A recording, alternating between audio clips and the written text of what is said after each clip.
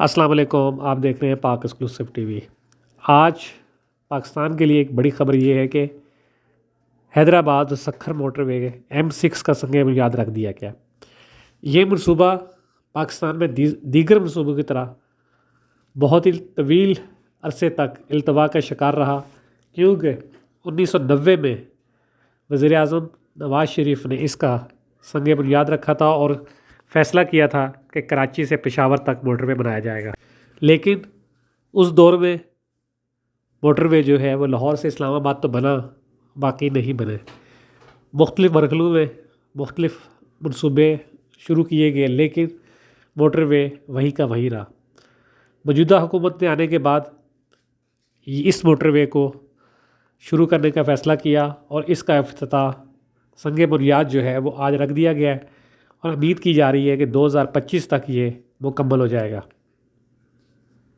اس کے مکمل ہونے سے کراچی سے سکھر کا جو سفر اس وقت 8 سے 10 گھنٹے کا ہے، وہ 3 گھنٹے 2.5 گھنٹے کا ہو جائے گا۔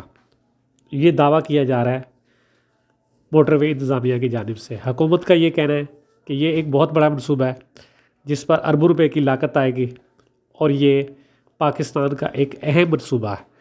اس کے بعد کراچی سے پشاور تک موٹر وے مکمل ہو جائے گا اور عوام کو بہت فائدہ ہوگا۔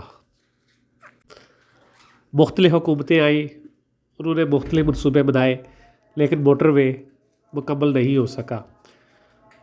اس کی سیاسی وجوہات بھی ہیں اور مختلف دوسری وجوہات بھی، لیکن اب یہ اس منصوبے پر پبلک پرائیویٹ پارٹنرشپ کے تحت کام شروع کر دیا گیا ہے۔ کہا جا رہا ہے کہ 30 ماہ کے کلیم اللہ مسلم میں مکمل کیا جائے گا، لیکن دیکھتے ہیں کہ جس طرح پہلے منصوبہ شروع ہوا اس کے بعد سیاست کی نظر ہو گیا، اس دفعہ کیا ہوتا ہے۔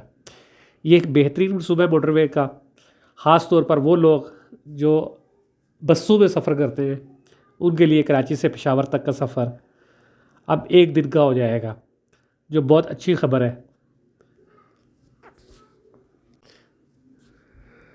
وزیر اعلیٰ سندھ اور دیگر سیاسی شخصیات بھی اس موقع پر موجود تھی، اور انہوں نے کہا کہ اس طرح کے منصوبے بننے چاہیے، اس سے پاکستان کو فائدہ ہوگا۔